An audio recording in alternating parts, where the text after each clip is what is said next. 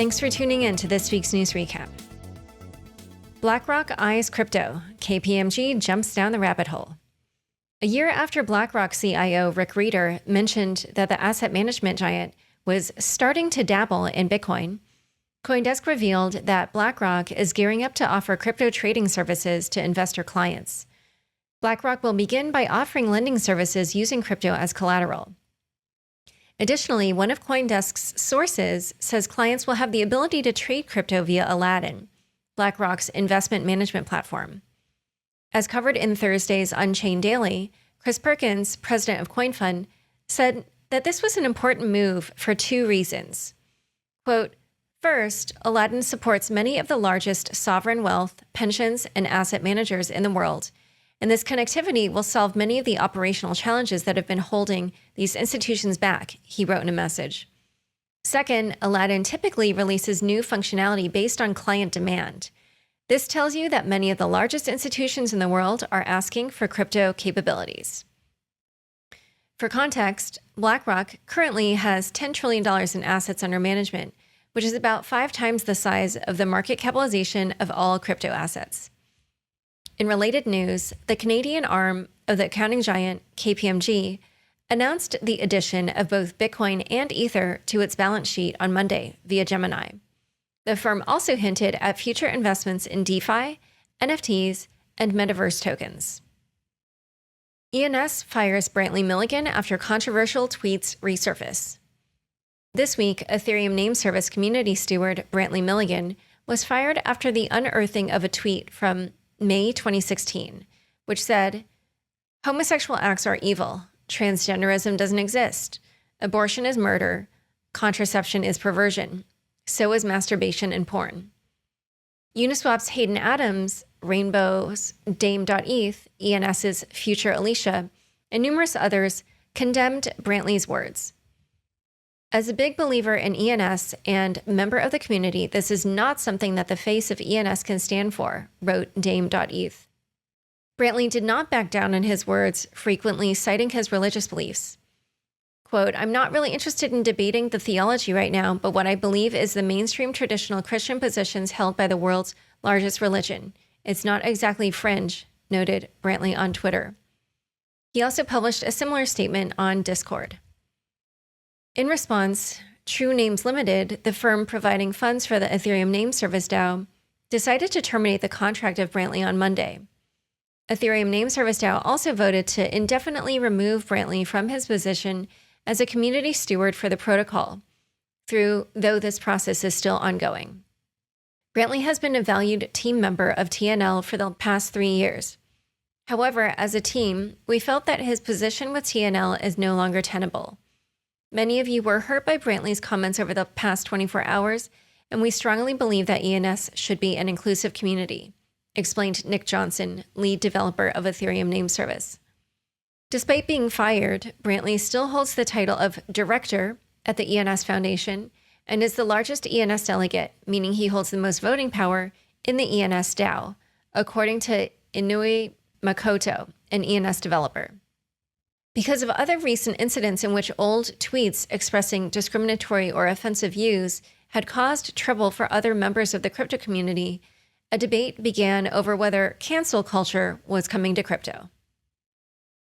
Binance makes a $200 million strategic investment in Forbes.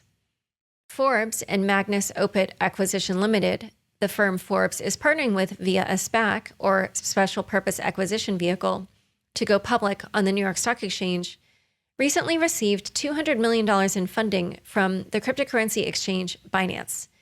Disclosure, Forbes is my former employer.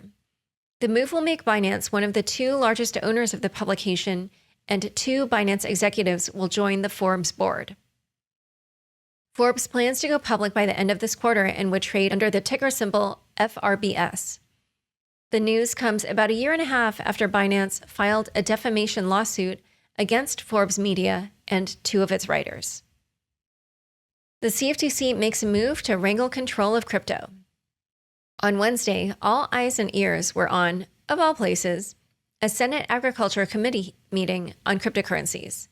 During the meeting, CFTC Chairman Rostin Behnam made his case to bring crypto into the regulatory fold.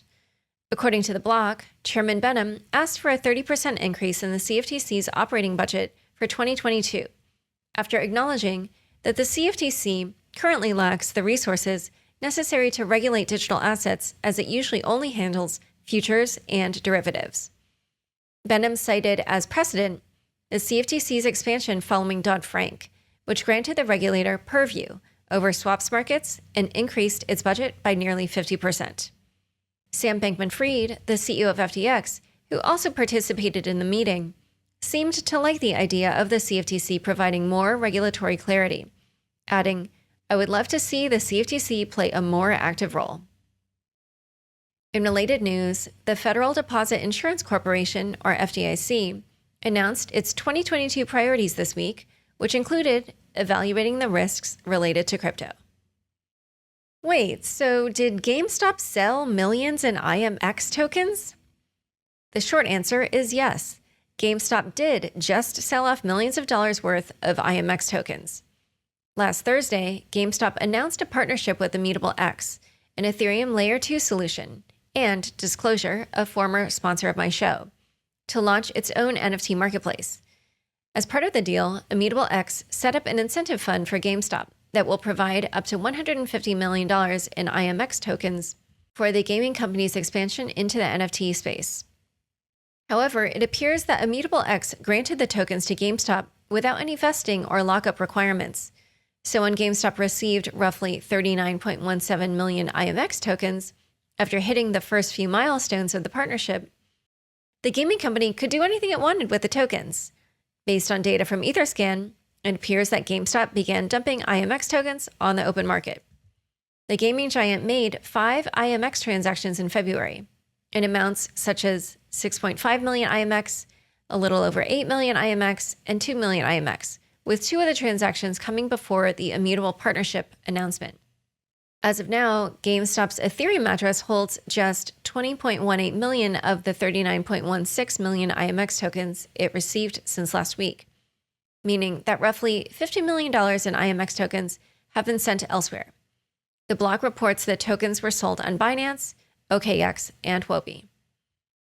Notably, IMX's token supply is only about 225 million coins, meaning GameStop's IMX token transfer of approximately 19 million tokens equates to roughly 8.4% of all IMX tokens being moved. The flood of coins into the market from GameStop appears to have suppressed the price of IMX, which hit a peak above $4 on the heels of the GameStop announcement last week, only to immediately drop back down under $3, where it had been trading over the previous 14 days.